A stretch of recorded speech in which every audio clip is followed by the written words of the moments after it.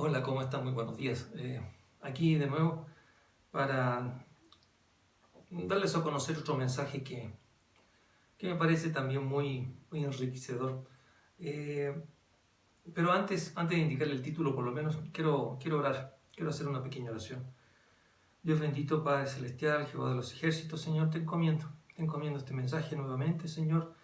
Sé tú orando y hablando a través mío, Señor, que llegue, Señor, como una espada de doble filo a los corazones, Señor, de aquellos que están escuchando y viendo. Que tu infinita misericordia descienda sobre todos nosotros, Señor, y que tu sabiduría, Señor, para poder entender este mensaje, Señor, sea repotenciada en nosotros. Señor, en el nombre de Jesús te doy las gracias. Amén y amén. Bueno, el mensaje de ahora se ha titulado ¿Y ahora qué hago? ¿Y ahora qué hago? Para lo cual vamos a empezar con un versículo que está ubicado en Jonás 3, del 1 al 3, cual dice lo siguiente. El Señor habló por segunda vez a Jonás. Levántate y ve a la gran ciudad de Nínive y entrega el mensaje que te he dado. Esta vez Jonás obedeció el mandato del Señor y fue a Nínive, una ciudad tan grande que tomaba 3 días recorrerla toda. Bueno, todos sabemos o conocemos la historia de Jonás. En un comienzo él se rehusó a hacer la voluntad del Señor y él bajó de su pueblo donde vivía, que era Gat-Eber, y descendió al puerto de Jope. El puerto de Jope compró un pasaje para ir justamente en un barco hacia Tarsis. ¿Sí? Ahora, el Tarsis era una ciudad ubicada en el sur de España, fundada por los fenicios, ¿sí? Pero estaba a 3.500 kilómetros de distancia desde el puerto de Jope. Ahora, bueno, todos sabemos que en el trayecto hubo una tormenta y bueno, y en resumidas cuentas lanzaron por la borda a Jonás y fue tragado justamente por la ballena. Y al final Jonás decide hacer la voluntad del Señor y según Jonás 2.10 dice, entonces el Señor ordenó al pez escupir a Jonás sobre la playa. ¿Sí? Presumiblemente debe haber sido una playa cerca del puerto de Jope, pero más o menos, que esto es lo interesante, del puerto de Jope hacia Nínive no es que quedaba a pasos, estaba a 800 kilómetros de distancia. ¿Sí? Y bueno, y Jonás, imagínense, después de estar en el interior de la ballena y escupido en la playa, bueno, sentado tal vez en la playa, parado, húmedo, ¿sí? Y en su mente de que se había comprometido a hacer la voluntad de Dios, pero estaba en la playa y sabía que tenía que cumplir la voluntad de Dios, pero Nínive estaba a 800 kilómetros de distancia. ¿Qué debe haber pensado en ese momento Jonás? ¿Y ahora qué hago? ¿Cómo voy a Nínive? La Biblia no dice cómo se fue, pero llegó. ¿Cuánto se demoró? Tampoco sabemos, pero se fue. Por ende, tuvo los medios o las fuerzas inclusive de poder ir al lugar de destino que el Señor le había encomendado. Ahora, hay otro evento también, podríamos decir similar, que está ubicado en Juan 6, 5 al 11, que es justamente cuando Jesús alimenta a 5.000. Y dice lo siguiente. Enseguida Jesús vio que una gran multitud venía a su encuentro. Dirigiéndose a Felipe, le preguntó, ¿dónde podemos comprar pan para alimentar a toda esta gente? Lo estaba poniendo a prueba, porque Jesús ya sabía lo que iba a hacer. Felipe contestó, aunque trabajáramos meses enteros, no tendríamos el dinero suficiente para alimentar a toda esta gente. Entonces habló Andrés, el hermano de Simón Pedro. Aquí hay un muchachito que tiene 5 panes de cebada y 2 pescados. ¿Pero de qué sirven ante esta enorme multitud? Jesús dijo, dígale a todos que se sienten. Así que todos se sentaron sobre la hierba, en las laderas, solo contando a los hombres sumaban alrededor de 5.000. Luego Jesús tomó los panes, dio gracias a Dios y los distribuyó entre la gente. Después hizo lo mismo con los pescados y todos comieron cuanto quisieron. Ok, aquí hay varios aspectos que hay que resaltar. Primero, bueno, Jesús se da cuenta de que existía una multitud que venía a su encuentro. Ahora esta multitud, ¿por qué venía al encuentro de Jesús? Era porque querían ver las señales que él hacía cuando sanaba a los enfermos. Ahora, al momento de que Jesús veía que venía esta gran multitud, también le dice justamente a Felipe, ¿no? Y lo interesante de la pregunta que le hace a Felipe, la cual fue, ¿dónde podemos comprar pan para alimentar a toda esta gente? Otras versiones dice, compraremos.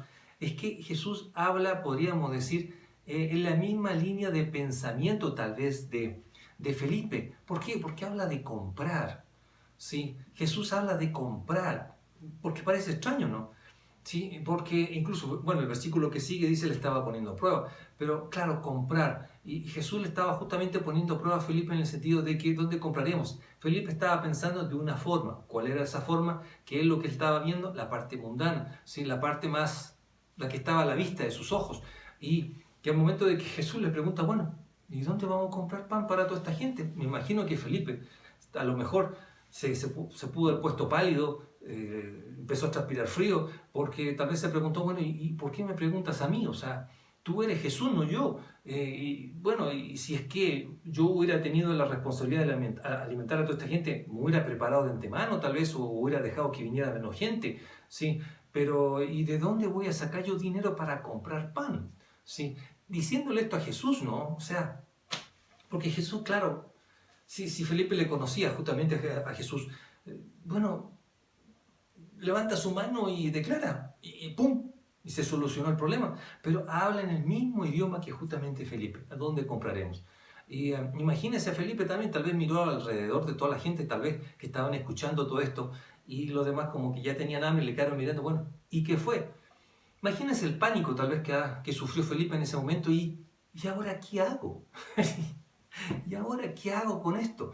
Ahora, tal vez estaba cerca justamente Andrés, el hermano de Simón Pedro, y quiso participar de esta conversación, ¿no? Y bueno, y dice, acá hay un muchachito, ¿no? Sí, que tiene cinco panes y dos pescados, pero ¿de qué sirve, no? Ahora, analicemos esto un poquito.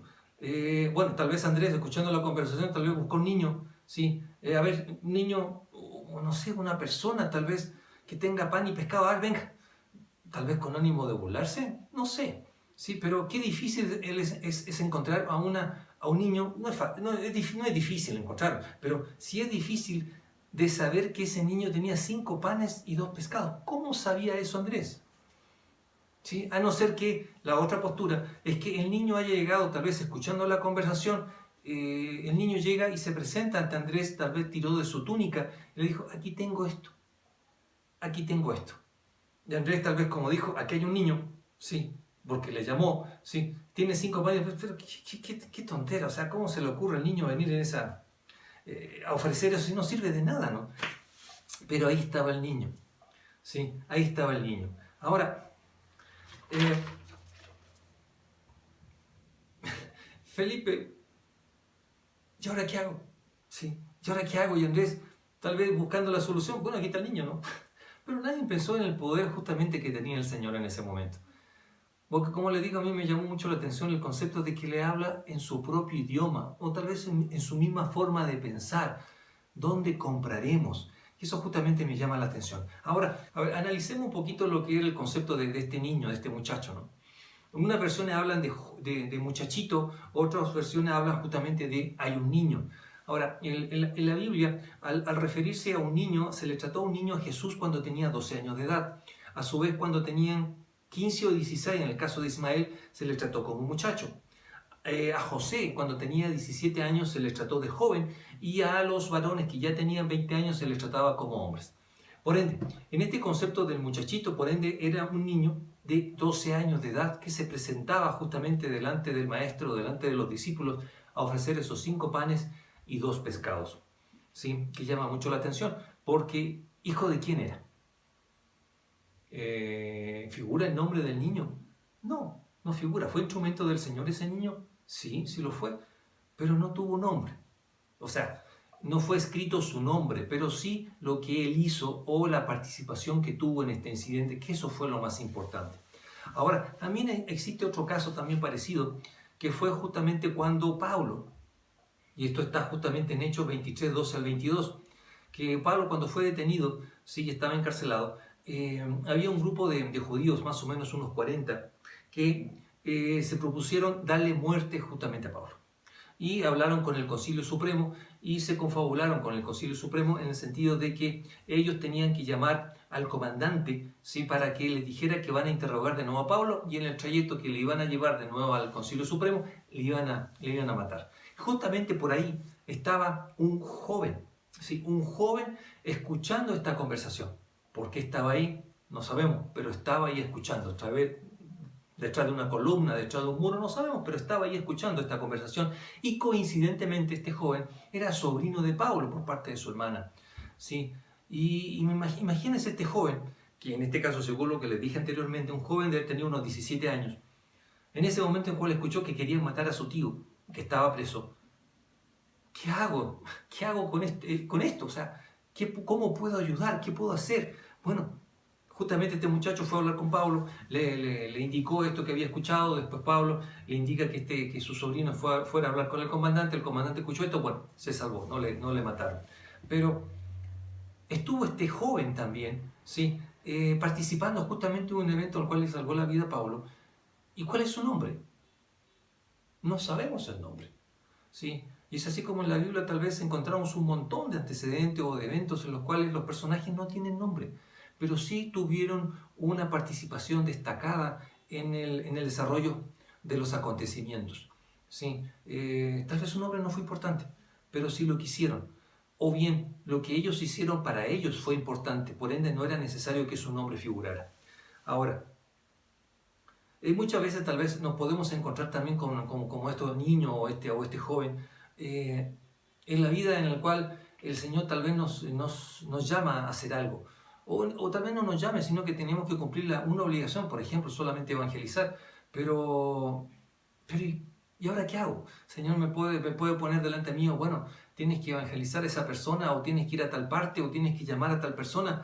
Y tenemos miedo, pero justamente en ese desarrollo de mi obligación, ¿sí? como discípulo del Señor, no estamos solos, y muchos lo sabemos.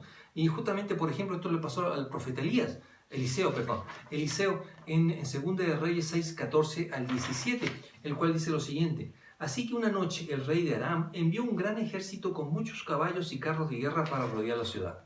Al día siguiente, cuando el sirviente del hombre de Dios se levantó temprano y salió, había tropas, caballos y carros de guerra por todos lados. «Oh Señor, ¿qué vamos a hacer ahora?», gritó el joven a Eliseo. «No tengan miedo», le dijo Eliseo, «hay más de nuestro lado que del lado de ellos». Entonces Eliseo oró: «Oh Señor, abre los ojos de este joven para que vea». Así que el Señor abrió los ojos del joven, y cuando levantó la vista vio que la montaña alrededor de Eliseo estaba llena de caballos y carros de fuego. Nuevamente un joven de 17 años, el cual tuvo terror, tuvo miedo. Era sirviente justamente de Eliseo, que no era cualquier persona, pero él estaba persiguiendo el ejército sirio. Y en el momento de levantarse, ¿qué vio? Estaba rodeado, en este momento nos van a aniquilar, ¿qué vamos a hacer? ¿Y ahora qué vamos a hacer? En cambio, justamente Eliseo dijo: no te preocupes. Y oró y pudo darle visión a este sirviente, en el cual pudo ver realmente la mano del Señor que le estaba protegiendo en ese momento. Pero no sé hablar yo en público, yo no sé qué decir a esta persona que siento que tengo que hablar sobre la palabra, o me han dado una función determinada en la cual tengo que leer algo simplemente, pero no, me pongo muy nervioso, no sé qué decir. Pero eso también le pasó a Moisés, ¿sí? Y así tenemos, por ejemplo, en Éxodo 4, 11 y 12 dice: entonces el Señor le preguntó: ¿quién forma la boca de una persona? ¿Quién decide que una persona hable o no hable? ¿Que oiga o no oiga? ¿Que vea o no vea? ¿Acaso no soy yo el Señor? Ahora ve, yo estaré contigo cuando hables y te enseñaré lo que debes decir. No hay ningún problema, ¿sí? Imagínense Moisés: ¿y ahora qué hago, Señor? ¿Quieres que hable con el faraón? Pero no sé qué decir. Yo soy tartamudo, no sé, ¿sí? El Señor, ¿qué le está diciendo? No, yo voy a hablar a través tuyo. No te preocupes, tú tranquilo, ¿sí? Pero Señor, no tengo salud, no tengo fuerzas para hacer esto, no creo que pueda lograrlo. En Éxodo 4, 6 al 7, ¿qué dice? Luego el Señor le dijo a Moisés: ahora mete la mano dentro de tu manto. Entonces Moisés metió la mano dentro de su manto, y cuando lo sacó, la mano estaba blanca como la nieve, afectada por una grave enfermedad de la piel. Ahora vuelve a meter la mano dentro de tu manto, le dijo el Señor. Así que Moisés metió la mano de nuevo, y cuando la sacó estaba tan sana como el resto de su cuerpo. ¿Quién sana? Dios es el que sana, ¿sí? Entonces, ¿por qué nos vamos a complicar la vida? Tal vez nos complicamos porque queremos hacer todo nosotros. Nosotros no podemos hacer la labor del Espíritu Santo, o no tenemos la autoridad y el poder de Dios para hacerlo nosotros por nuestra propia cuenta. Eso sería absurdo y ridículo inclusive. Solamente Dios tiene el poder de hacerlo, pero el Señor, cuando nos encomienda hacer algo, no estamos solos. Él está con nosotros, ¿sí? Y ahora acordémonos también de esa viuda que encontramos en 1 Reyes 17, 10 al 16, que dice, incluso el profeta Elías, Dice, se dirigió a Sarepta y cuando llegó a las puertas del pueblo vio a una viuda juntando leña y le dijo, por favor, ¿podrías traerme un poco de agua en una taza? Mientras ella iba a buscarle el agua, la llamó y dijo, también tráeme un bocado de pan. Pero ella respondió, le juro por el Señor su Dios que no tengo ni un pedazo de pan en la casa. Solo me queda un puñado de harina en el frasco y un poquito de aceite en el fondo del jarro. Estaba juntando algo de leña para preparar una última comida, después mi hijo y yo moriremos. ¿Sí? Entonces Elías le dijo, no tengas miedo, sigue adelante y haz exactamente lo que acaba de decir, pero primero cocina un poco de pan para mí, luego con lo que te sobre prepara la comida para ti y tu hijo. Pues el Señor Dios de Israel dice, siempre habrá harina y aceite de oliva en tu recipiente hasta que el Señor mande lluvia y vuelva a crecer los cultivos. Así que ella hizo lo que Elías le dijo y ella y su familia y Elías comieron durante muchos días. Siempre había suficiente harina y aceite de oliva en los recipientes, tal como el Señor lo había prometido por medio de Elías. Imagínense en el caso de la pobre viuda. No tenía que comer, incluso estaba preparando su última comida. Después de eso ya sabían que iban a morir de hambre.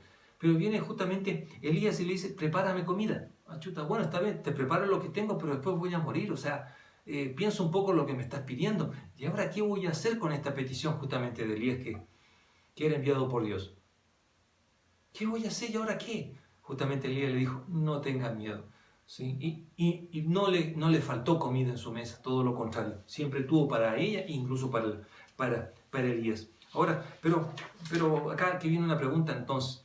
Claro, se están mencionando una serie de personajes los cuales han sido usados por el Señor. Pero entonces, ¿cómo podemos nosotros saber quiénes son usados por Dios? Porque claro, son diferentes jóvenes, la viuda que tenía sus años ya, etc. O sea, ¿cuándo el Señor me puede usar o en qué caso el Señor puede usar a alguien? Bueno, en 1 Corintios 1, 26 al 29 dice, recuerden, amados hermanos, que pocos de ustedes eran sabios a los ojos del mundo o poderosos o ricos cuando Dios los llamó. En cambio, Dios eligió lo que el mundo considera ridículo para avergonzar a los que se creen sabios y escogió cosas que no tienen poder para avergonzar a los poderosos. Dios escogió lo despreciado por el mundo, lo que se considera como nada, y lo usó para convertir en nada lo que el mundo considera importante. Como resultado, nadie puede jamás jactarse en presencia de Dios. ¿Ok? Entonces el Señor eligió lo peorcito, lo malo, lo vil, lo despreciado, menospreciado, ¿sí? Lo tenido en menos para ser utilizado por Dios. Pero, a ver, pero este concepto de despreciado no era por parte de Dios. Este concepto de despreciado era por parte del mundo. Es lo que el mundo desprecia. ¿El mundo qué desprecia? Bueno, las personas que aman al Señor, que dan testimonio de que las cosas no son como dice el mundo, eso es lo despreciado, eso es lo vil, eso es lo que no sirve, ¿sí? Y eso que el mundo considera como despreciado o vil, el Señor eligió. El Señor eligió justamente para hacer su voluntad. Ahora, pero claro, haya que bueno, entonces yo soy despreciado por el mundo, entonces voy a ser utilizado por Dios. Ok, pero solamente como antecedente, el Señor no solamente puede utilizar seres humanos, ¿sí? Porque también puede utilizar objetos, cosas inanimadas, por ejemplo. ¿A qué le vienen a la mente de cosas inanimadas usadas por Dios? ¿Sí? El palo de Moisés, por ejemplo, el bastón de Moisés, ¿sí? El cayado de Moisés, el cual el Señor lo utilizó para que se convierta en serpiente y con eso empezara justamente lo que eran las plagas o señales que también puede ver en esta cuenta ustedes en un comienzo del canal que les invito. Sí, utilizó justamente un cayado, un palo, y eso sale en Éxodo 4, 2 y 3. Entonces el Señor le preguntó, ¿qué es lo que tienes en la mano? Una vara de pastor, contestó Moisés. Arrójala al suelo, le dijo el Señor. Así que Moisés la tiró al suelo y la vara se convirtió en una serpiente. Entonces Moisés saltó hacia atrás. Ahora, ¿qué más puede utilizar como cosas inanimadas o cosas que nos llaman la atención? Por ejemplo, ¿qué pasó con Moisés? ¿Cómo el Señor llamó la atención de Moisés? Sí, para poder hablarle cuando estaba en el monte, la zarza ardiente. Así es, y lo interesante, aquí hay un cuento a este respecto. No sé quién es el autor y tampoco recuerdo de dónde lo saqué, sí, pero no es mío. Pero muy interesante para ilustrar justamente lo que queremos decir con este mensaje. Esta historia justamente había una zarza, ¿sí? La cual decía que nunca va a ser utilizada por Dios, o sea, nunca el Señor va a clavar su mirada en ella, ¿sí? No va a ser nunca tomada en cuenta. Y justamente Dios está en el sector donde Moisés sacaba las ovejas de su suegro y Dios estaba buscando justamente algo para poder llamar la atención de Moisés. Y había un roble, un pino y esta zarza. ¿Sí? El roble, ¿qué decía a Dios? Bueno, yo soy fuerte, ¿no? Y soy bueno para Moisés. En cambio, el pino, ¿qué decía? Yo soy alto, grande, me puede ver Moisés con facilidad. En cambio, la zarza, ¿qué decía? Yo no valgo nada. ¿Sí? Soy seca, se me ve sin vida, incluso el viento me mueve de un lado para otro. No, no importa a nadie. En cambio, el Señor, cuando pasó delante del roble, no lo tomó en cuenta. Pasó delante del pino, no lo tomó en cuenta. En cambio, eligió la zarza para ser utilizada por Dios para poder llamar la atención o bien para hablar con Moisés. Me pareció interesante este cuento, por eso se los comparto.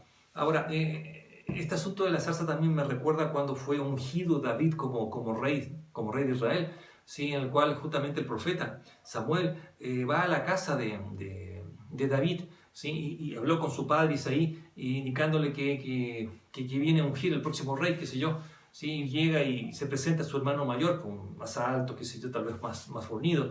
¿Sí? Y el Señor le dice, no, él no es. Y le dice, no te guíes por su apariencia o por su estatura, no es así. Y justo coincide con este asunto de la zarza. Y también coincide con el versículo que leímos que lo que elige el Señor es lo vil o despreciado de este mundo. ¿Sí? Y acuérdense que este mundo, ¿por qué se guía? Por las apariencias. ¿Sí? Y se va complementando, ¿no? Esto se va a ir encadenando para poder llegar a una conclusión. Tal vez ya lo están sacando, ¿no? ¿Qué más utilizó? Bueno, la piedra de David, por ejemplo, la ballena de Jonás, ¿sí? Hay un montón de artículos que fueron utilizados también por Dios, no solamente por seres humanos. Pero bueno, ¿pero qué me quiere decir con esto? Entonces, ok, vimos que el Señor elige lo despreciado de este mundo. Dentro de lo despreciado del mundo, entonces elige a unos y no a otros, ¿sí? No es así. Acuérdense que el Señor no hace acepción de personas. Entonces, me pueden decir, entonces, no entiendo, ¿sí? ¿Qué es lo que hace el Señor entonces para utilizarnos o poder clavar su mirada en nosotros? Como instrumento me refiero, porque en el momento que nosotros le aceptamos, ya le pertenecemos, somos parte de su pueblo. Pero aquí viene la pregunta, ¿no? La pregunta del millón. ¿Por qué muchas veces nosotros queremos ser ese instrumento en la mano del Señor? Tal vez es una pregunta tonta, ¿no? Pero muchas veces cuando estamos empezando y todavía no estamos alimentando de leche, esa pregunta a veces nos podemos preguntar en el sentido de que es porque quiero fortalecer mi fe, porque mi autoestima es baja, o bien porque quiero resaltar respecto al resto. No sabemos. En mi caso personal, cuando empecé los caminos del Señor, posiblemente esto me llevó para ser instrumento del Señor porque me invitaban a los encuentros de varones. ¿Por qué lo hacía? Tal vez justamente por este concepto de fe, para fortalecer mi fe, para saber que Dios está conmigo, ¿sí? Y que no estoy solo y que realmente la palabra se cumple, ¿no? Pero claro, es una cosa totalmente humana porque el Señor siempre está con nosotros. No necesitamos ir a un encuentro o a alguna parte para poder determinar que Dios está ahí. No tenemos que vivir o esperar las manifestaciones del Espíritu Santo y vivir de sus manifestaciones. No es así. Ya somos templo del Espíritu Santo. Él verá si se manifiesta. No, pero yo no me alimento de la manifestación. Sí, me llena de gozo porque el Señor permite que también me goce con su gozo al poder ver la autoridad que se está aplicando a través de nosotros. Pero es solo eso, ¿sí? Nuestra relación con Dios es diferente, debe ser diferente y no alimentarnos de esas cosas. Ahora, aquí en Lucas 10, 17 al 20 dice lo siguiente, porque en relación a lo que le estaba comentando, ¿por qué queríamos ser instrumento de Dios? Dice, cuando los 72 discípulos regresaron, le informaron llenos de alegría, Señor, hasta los demonios nos obedecen cuando usamos tu nombre. Sí, les dijo, vi a Satanás caer del cielo como un rayo. Miren, le he dado autoridad sobre todos los poderes del enemigo. Pueden caminar entre serpientes y escorpiones y aplastarlos. Nada les hará daño. Pero no se alegren de que los espíritus malignos los obedezcan. Alégrense porque sus nombres están escritos en el cielo. Que eso es lo más importante. Cuidado con la arrogancia, cuidado con el orgullo, la vanagloria, el narcisismo, como le quieran llamar. Cuidado, porque aquí el Señor nos está diciendo que mejor alegrémonos de que estamos en el libro de la vida. E inclusive, el ángel de Jehová, inclusive, ¿qué nos dijo cuando se encontró con el papá de Sansón? con Manoah, en Jueces 13, 17 y 18. Entonces dijo Manoah al ángel de Jehová, ¿cuál es tu nombre para que cuando se cumpla tu palabra te honremos? Y el ángel de Jehová respondió, ¿por qué preguntas por mi nombre? ¿Qué es admirable? Toda la gloria y honra al Señor. Ahora, ¿y ahora qué? Sí, muchas veces nos encontramos en esa circunstancia de que el Señor llega y nos dice, o sentimos, o como quieran llamarle, que tenemos que hacer algo. Pero ¿y ahora qué hago? No sé cómo hacerlo. Hemos visto como antecedente que el Señor siempre va a estar con nosotros, que su poder está ahí, pero el momento en que vemos su poder a través nuestro como sus instrumentos, debemos tener cuidado, porque somos los despreciados de este mundo, primerito, no somos la guinda de la torta, somos todo lo contrario, somos solo polvo. El Señor nos dio vida, ¿sí?, para poder ser en su instrumento y por nuestra voluntad. Y le aceptamos, bendito sea el Señor, que pudimos ver que era lo más importante en esta vida, que es aceptarle y hacer su voluntad. Pero cuando veamos ese poder a través nuestro, que es impresionante, no debemos creer que nosotros somos esa fuente del poder en el sentido que somos nosotros lo que hacemos. No, cuidado, ni el ángel de Jehová dijo que era su nombre era admirable, e incluso la advertencia a los 72 discípulos le dijo, no, de eso no se preocupen, o sea, olvídense de eso, preocúpense de que su nombre está en el libro de la vida y manténganse de eso, nada más. Ahora, ¿por qué? ¿Qué le pasó a Pablo, no? En Hechos 9, 15 y 16 dice, el Señor le dijo, ve, porque Él es un instrumento elegido para llevar mi mensaje a los gentiles y a los reyes, como también al pueblo de Israel, y le voy a mostrar cuánto debe sufrir por mi nombre. O sea, a veces no es tan fácil ser instrumento del Señor. Acuérdense que mientras nosotros más sabemos del Señor, más responsabilidad tenemos ante Él, ¿sí? Porque no podría decir que es algo gratuito, pero sí es una contraprestación, ¿no? Porque si yo lo conozco más, ¿cómo me puedo equivocar en algo que ya conocía? De hecho, sí nos vamos a equivocar, lamentablemente es así. Pero lo que estoy tratando de decir es que, imagínense Pablo, incluso él tuvo un aguijón, ¿sí? Un aguijón también para que le acuerde de quién era, ¿no? Y que no se exalten demasiado. Por ende, él también sufrió podríamos decir, esta emoción de orgullo, arrogancia, ¿no? Que es parte de nuestra naturaleza y la cual tenemos que tener mucho cuidado y identificarla muy bien, porque al Señor no le gusta.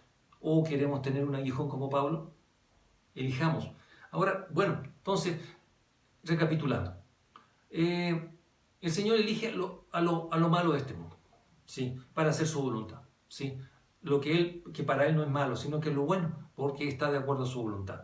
Perfecto, entonces hay un llamado, ¿sí? Ahora, respecto a este llamado, hay justamente una metáfora que me parece muy interesante para seguir aclarando este concepto, que está en Mateo 22, del 1 al 14, que se los voy a parafrasear, ¿sí? Había una boda, el rey iba a celebrar una boda, tenía invitados, pero en el momento de los que hubo, ninguno de los invitados vino. Inclusive algunos dijeron que se iban a la granja o a su negocio, menospreciando esta invitación por parte del rey.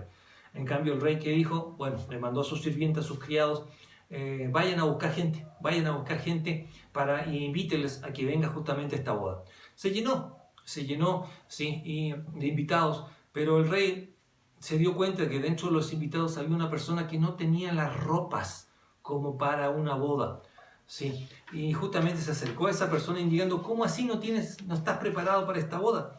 Y el hombre no le respondió. Y justamente ahí indica, que se va a ir al lago de fuego y azufre. ¿Por qué? Porque justamente el versículo termina, pues muchos son los llamados, pero pocos los elegidos. Ok, entonces, muchos son los llamados y pocos los elegidos. Muchos son los llamados. Ok, ¿quiénes son los llamados? ¿Algunos o pocos? Muchos. ¿Dentro de los muchos están solamente los cristianos o los no cristianos? Según esta historia de la boda, invitaron a todo el mundo, pero había uno que no tenía ropas adecuadas y se fue al lago de fuego y azufre. Por ende, invita tanto a cristianos como no cristianos a este llamamiento. Y me recuerdo el versículo que el Señor golpea la puerta, ¿no? Y el que le abre cenará con él. Y aquí está el llamamiento, llama a todo el mundo.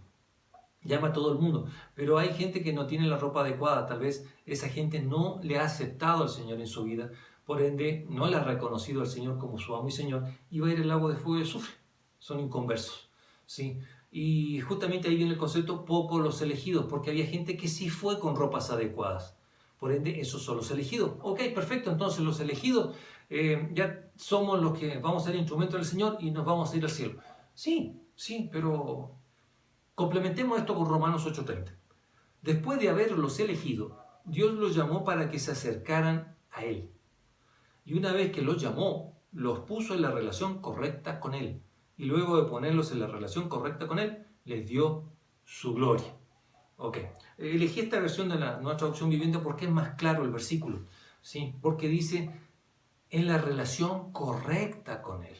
Ok, entonces yo voy a ser o quiero ser instrumento del Señor, o yo levanto la mano como la canción, llámame a mí primero, pero es suficiente que el Señor es suficiente que concurrimos al llamado y que fuimos elegidos. Sí, ahora el Señor como instrumento ya vimos que Él puede utilizar a buenos como malos como su instrumento. Sí, pero aquellos que somos conscientes de lo que es el Señor y queremos ser instrumento del Señor, ¿es suficiente? ¿Es suficiente el hecho de concurrir al llamado? ¿Sí? Pero aquí dice que había gente, repito, que había gente que no tenía la ropa digna para ellos. O sea, ok, son ellos que no han aceptado al Señor. Por ende, yo le acepto, pero de corazón. ¿Por qué? Porque el versículo de Romanos que dice, es la relación correcta con Él. ¿Qué me está dando a entender? Que antes, si bien aceptaron al Señor, no estaban en una relación correcta. ¿Fueron elegidos? Sí, le aceptamos al Señor. Pero la relación que ellos tenían con Dios no era lo suficientemente buena a los ojos del Señor. Algo había que cambiar aún para continuar el proceso, para que seamos gloria del Señor. ¿Por qué digo esto? Bueno, le voy a leer el versículo y ahí le explico. 2 de Timoteo 2, 20 y 21 dice, pero en una casa grande no solamente hay utensilios de oro y de plata, sino también de madera y de barro. Unos son para usos honrosos y otros para usos viles. Así que si alguno se limpia de estas cosas, será instrumento para honra, santificado, útil al Señor y dispuesto para toda buena obra. Me parece duro este versículo, ¿no? ¿Por qué? Porque ¿qué nos está diciendo aquí Pablo? Dice, en una casa grande. Acuérdense que el Señor se fue al cielo para hacer las moradas y que todos tendremos morada en el cielo. Sí, ok, la casa es grande, a eso está refiriendo. La casa es grande para recibirlos a todos. Pero dentro de esta casa, ¿quiénes van a entrar? Los cristianos, los que le han aceptado al Señor. Pero aquí dice que dentro de los cristianos hay utensilios que son para honra y otros para usos viles. ¿Cómo es eso? Si yo ya le acepté al Señor, ¿cómo voy a ser vil? Aclaremos. Sí, unos van a ser para uso. A eso me refiero. Acuérdense que el versículo anterior decía, es la relación correcta con Él. Aquellos que tienen una relación incorrecta, si bien le han aceptado al Señor, posiblemente no de corazón, bueno, no sabemos, pero ellos siguen utilizándose como utensilios para cosas viles, no que ellos sean viles. Ellos se están destinando para cosas viles, que es muy distinto. En cambio otros sí van a ser utilizados para cosas honrosas, que son utensilios de oro y de plata. Son aquellos ¿quiénes son ellos? Que respondieron al llamado, fueron con la vestimenta apropiada, fueron elegidos. Claro que fueron elegidos. Pero ¿qué más sucedió? Dios los llamó, como en Romanos, para que se acercaran a Él. Llamó, no ordenó, les llamó. Acuérdense del llamado. O sea, si alguien me llama, depende de mí si respondo o no. ¿Sí? Y acuérdense en el caso también de las ovejas con su pastor. Las ovejas reconocen la voz de su pastor. Por ende, si Dios me llama es que porque le reconozco y acudo al llamado. ¿Y qué sucede con ese llamado? Me va a corregir la relación que yo tengo con Él, porque hay cosas que deben ser corregidas. Por ende, ¿voy a ir al cielo? Claro que voy a ir al cielo, pero hay personas que le han aceptado, pero todavía sus utensilios, o sea, ellos están siendo utilizados para cosas viles. ¿Por qué? Porque no han corregido su relación con Dios y siguen viviendo en el mundo. Es justamente lo que le pasó a Felipe cuando le dijo, ¿dónde compraremos? Se está utilizando un lenguaje mundano. ¿Dónde compraremos? Y Felipe le respondió en el mismo concepto mundano. Porque cualquier otra persona que le hubiera dicho, pero Señor, si tú eres hijo de Dios, ¿sí? Solo levanta tu mano y ordénalo y todos tendremos alimento. ¿Sí o no? Pero así no contestó Felipe. Ahora, sí es fuerte este versículo, ¿no? Pero lo voy a complementar con Efesios 4, 22 y 24. Dice, desháganse de su vieja naturaleza pecaminosa y de su antigua manera de vivir, que está corrompida por la sensualidad y el engaño. En cambio, dejen que el Espíritu les renueve los pensamientos y las actitudes. Póngase la nueva naturaleza, creada para ser a la semejanza de Dios, quien es verdaderamente justo y santo. Por ende, de momento que nosotros los aceptamos, ¿podemos ser instrumentos del Señor? Sí, pero algunos son instrumentos para cosas honrosas, otros para cosas viles, pero eso depende de la persona. Porque claro, hacemos la bendición, la oración en la cual aceptamos al Señor, pero no cambiamos. La oración no hace el milagro, lo hace el Dios cuando ingresa en nosotros, pero cuando le dejamos que lo haga. En cambio, si nuestra voluntad es seguir siendo utensilio para cosas viles, ¿qué más puede hacer el Señor? Ahora, no dudo de su infinita misericordia y de su poder absoluto sobre nosotros a través de otros instrumentos para hacernos cambiar. Pero, ¿y ahora qué hago? ¿Sí? ¿Y ahora qué hago? Muchas veces, ya terminando, en los momentos más difíciles de nuestra vida, nos quedamos con esa duda, ¿y ahora qué hago? No sé qué más hacer. El Señor está ahí, sí, pero yo creo que la pregunta está mal formulada, ¿sí? Porque uno dice, claro, ¿ahora qué hago? No sé cómo hacerlo, necesito ayuda, no sé, no lo he hecho nunca, lo desconozco, pero se nos ha olvidado hacernos la pregunta de que quién es el que nos capacita, quién es el que nos da los instrumentos para lograrlo, quién es el que nos acompaña, quién es el que tiene el poder y autoridad sobre todas las cosas. Sí, es Dios. Por ende, Él es el que nos instruye y nos hace hacer las cosas como deben ser hechas, ¿sí? Y ahí somos utilizados como su instrumento para cosas honrosas, ¿sí? Pero cuando nos dejamos, cuando cambiamos el chip, ¿sí? Cuando sacamos el cassette de los años 80, ¿sí? Pero no es tan fácil. Yo sé que no es difícil y que las cosas deben cambiar, pero ¿qué pasó con el muchacho, por ejemplo, de los 5 panes y los 2 peces? El momento que llegó y habló con Andrés, y el Andrés le dijo, ¿y eso para qué sirve? O sea, lárgate de aquí. El muchacho no se fue. Perfectamente se puede haber sentido pésimo, ¿no? O sea, claro, yo pensé que podía ayudar, mejor me voy. Pero el muchacho se fue. No, no se fue. Esperó el comentario de Andrés, tal vez que se mantuvo más tiempo porque le pidieron los panes para que sean multiplicados, se quedó ahí, incluso pudo haber visto la multiplicación tal vez. ¿Sí? ¿Por qué? Porque el comentario de Andrés no fue importante para el niño. Su misión no era esa. Su misión no era escuchar lo que decían las cosas alrededor. Su misión era solamente cumplir lo que el Señor le había puesto, que tal vez desconocía. Era llevar los 5 panes y los 2 peces. Nada más. ¿Por qué? Porque para él lo más importante era cumplir esa misión. ¿Qué iba a decir el resto o qué iba a suceder o si eso era suficiente o no? No le competía.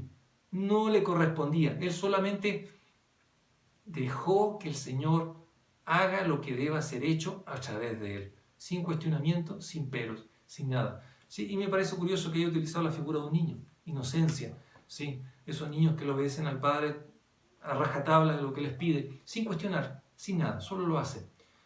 Y para el niño tal vez, ¿y el ahora qué? No existió nunca, porque para él no existía esa pregunta, era solamente hacerlo y punto. ¿Sí? Espero que le haya gustado este mensaje. ¿Sí? Espero haya sido claro y no haya yo entorpecido al Señor el comunicarle este mensaje. ¿Sí? Suscríbanse, ¿sí? Para que sepan cada vez que se lancen nuevos mensajes y si le ha gustado este mensaje o si le ha sido de provecho o si a alguien le ha aceptado al Señor, tal vez a través de este mensaje, cuénteme. Para mí es importante.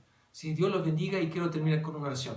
Dios bendito Padre Celestial, bendice a todas las personas que están viendo y escuchando, Señor. Cúbrelos con tu santa sangre, Señor. Llénalos de tu sabiduría, Señor, y que este mensaje se haga sangre, Señor. Se haga carne, bendito Dios, en sus corazones, para que les sea de provecho para el futuro y para el presente. Te doy gracias, Señor, en el nombre de Jesús. Te doy la gracias, Señor. Gracias, amén y amén. Dios los bendiga.